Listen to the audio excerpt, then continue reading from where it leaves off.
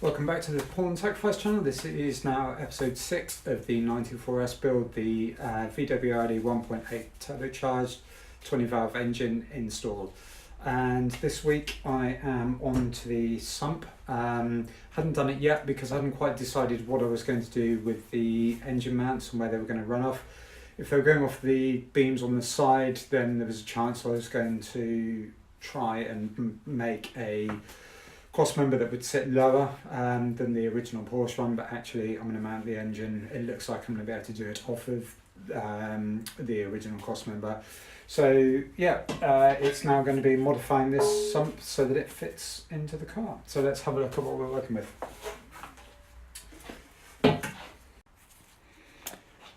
So this is the subject of this week's work, is the sump, and this particular one is from a VW Golf. I spec'd up online a GTI Mark II, and this is what came through. The advantage for me is this one's made of steel. The original sump's aluminium and would also need to be cut, but I really don't want to be trying to weld that, so I can actually weld steel, contrary to the jig video, and I have a slight idea of what I'm doing there now, or what I was doing wrong. So this isn't going to fit over the crossmember as it is. The crossmember is going to sort of come in about there somewhere, but I need to see exactly how much of this I'm going to have to take out. So I need to get it onto the car and the crossmember load down. If you are doing this, the other advantage with it is the fact that it's a aftermarket part. It fits, it's steel, and it only costs about, I don't know, somewhere between £20 and £25, I think it was. So obviously I don't want to throw the money away, but if I make a mistake, it's not the end of the world. So let's have a look underneath the car and just see what we're working to there. Right, so you can see here where the crossmember comes over and where it's going to snag on the engine mounts. The little red line on there is a laser level. I'll show you that in a second and what that's for. So basically I need to get this lowered down. It's only on a few bolts, so that I can get the pan just bolted to the underside of the engine, and then I just need to get everything marked out.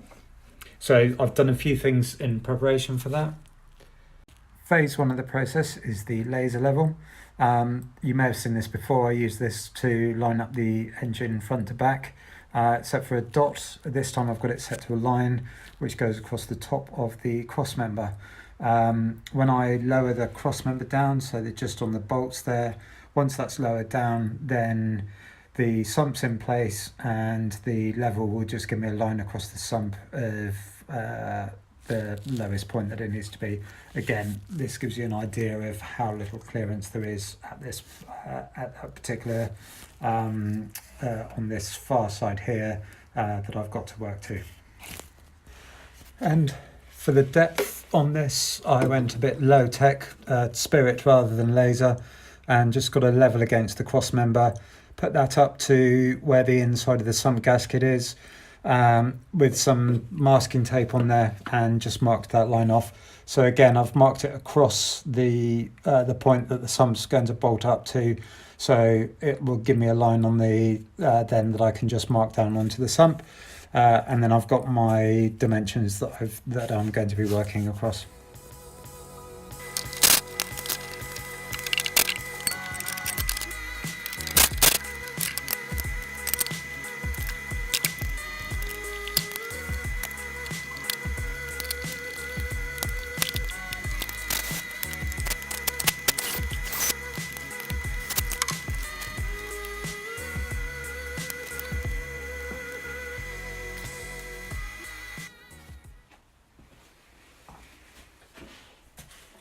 So that kind of worked how I wanted. The thing that did occur to me, which I did just at the end there, was just mark further down the sides.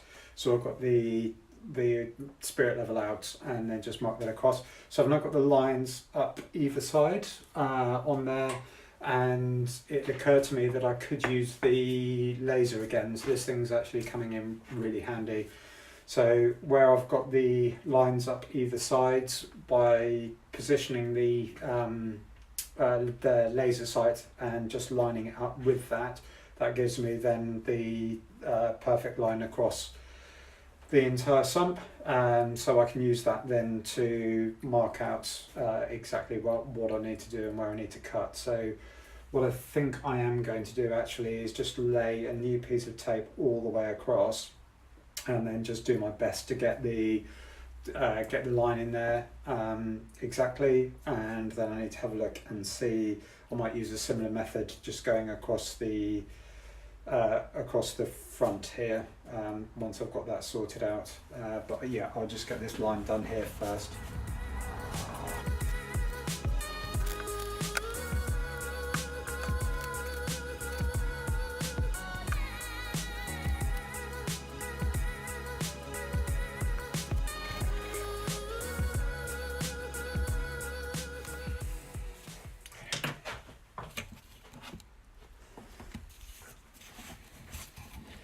So it's given me a line all the way across from one side to the other, and next I need to figure out what I'm going to do about projecting that line around.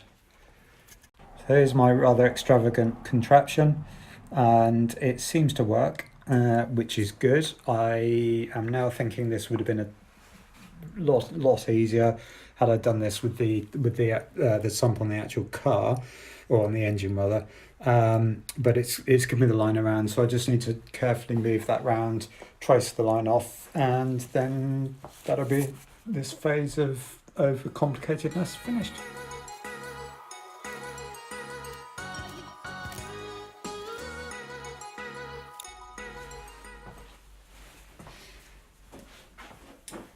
With all of this business, it seems that I'm now king of making things more complicated than they need to be. Were I to do this again, and I hope I don't have to, I would fix this on the engine and just basically move the laser around while everything's attached, but it's done now. It seems to be about right. The cutting, or the bit that's going to be taken out, is just this bit below the line here, so everything back to this point and below that point there. And that's going to be cut out. As I said, I think it looks right. What I might do, actually what I think I'm going to do, is just create a little card template out of this, something that I can then position onto the bottom of the engine, put the crossmember back in, and just double check that I've got the sums right, or the lines right on this. As long as it's not too far out, that's fine. So I'm going to be cutting, and on the basis that I'll be grinding and just fine-tuning the shape, and then the final stage will be just to get something welded into there to fill that void. But yeah, it doesn't look like there's going to be too much to come out, or too much is going to be lost there. So the next stage then is going to be creating the card template.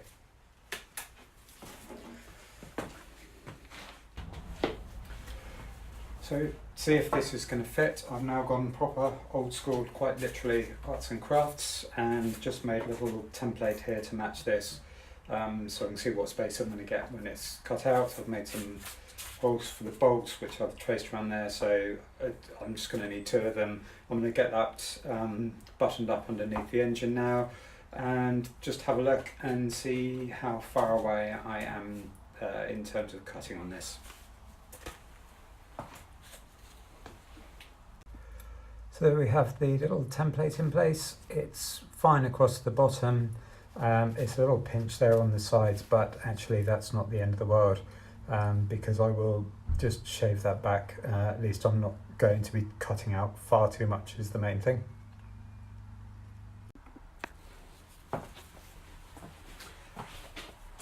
Now I'm happy that all of the lines and everything's marked out correctly. It's time for me to get the grinder going again.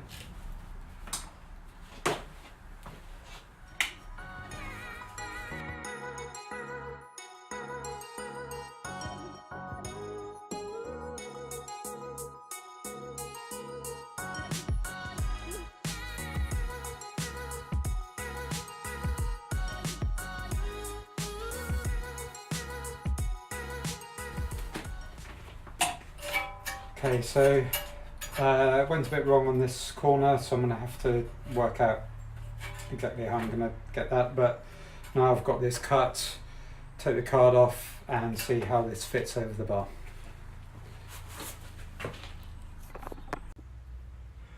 So that's cleared, and it is very tight, which I'm actually quite impressed with. I didn't think it was going to be as close as that. I'm going to move the line certainly across the bottom, and I'll check and see what the back's like as well, because I want to allow for some movement in the engine. I don't want this to be fitting just right, and then the first time it flexes on the mounts, have it smacking into the cross member. So I'll check the back and then grind it down a bit. It's back in here, hopefully this will stay reasonably still. I've got my revised target, so this top line of the masking tape is where I'm going to bring that down to, and then just take off a bit more on the top and bottom and square this off a little bit on here. I'm going to do that with the cut blade and then switch to the grinding disc.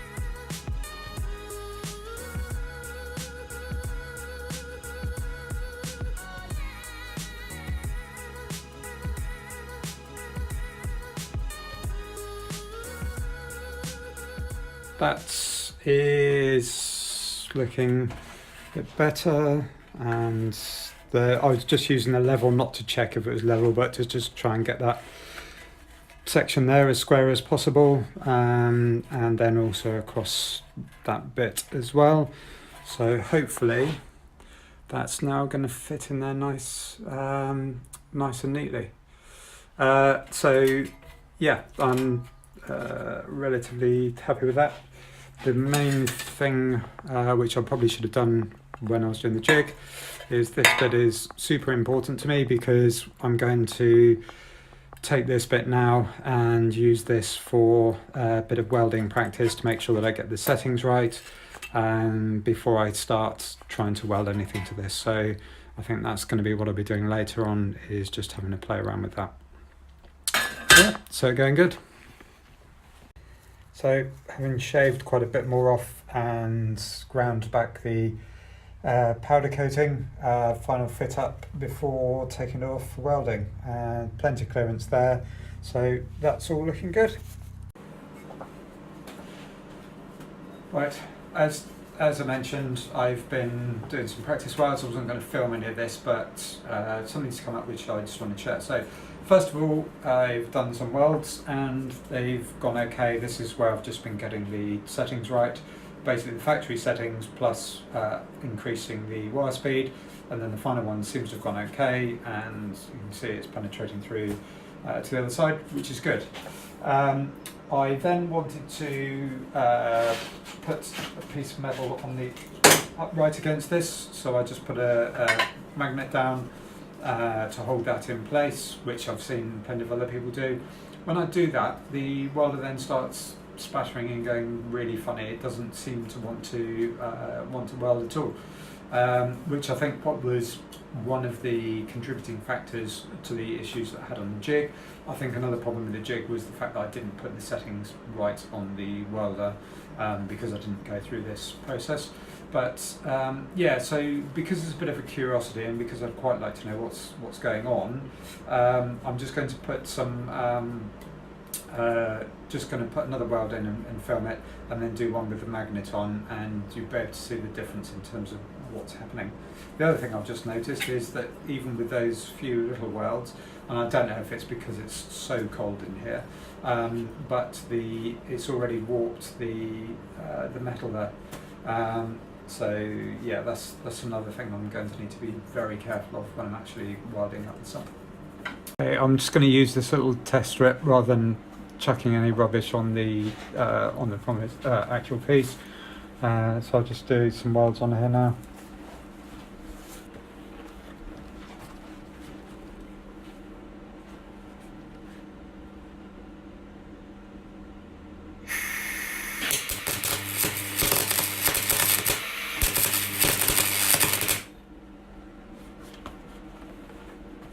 So that's also went okay. It's clearly gone through because it's welded slightly to the toe. So yeah, not the best, but let's try this now.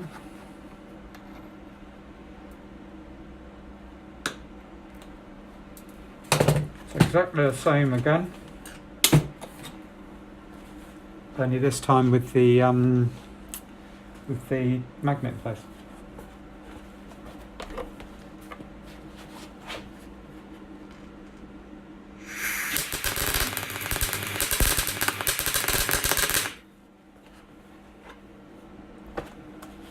So that, I really don't understand what's going on there. It's completely changed the way that it's welding. If I change the settings, it might work, but I don't understand why it's doing this. So any ideas, let me know.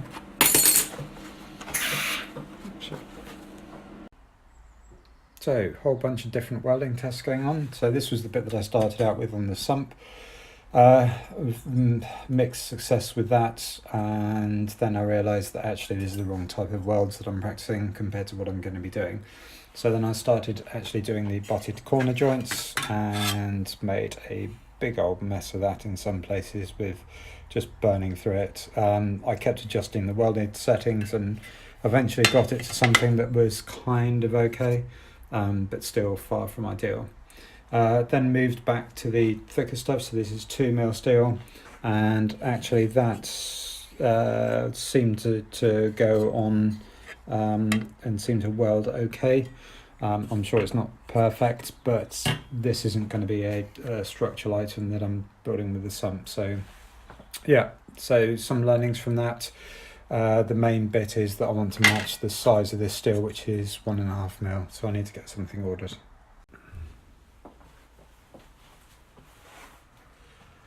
So, bit of a disappointment. I can't really go any further because I don't have 1.5mm steel to build the cutout for the sump infill. So that's going to have to wait until next time. I'm going to get on to Metal Store now and get that ordered.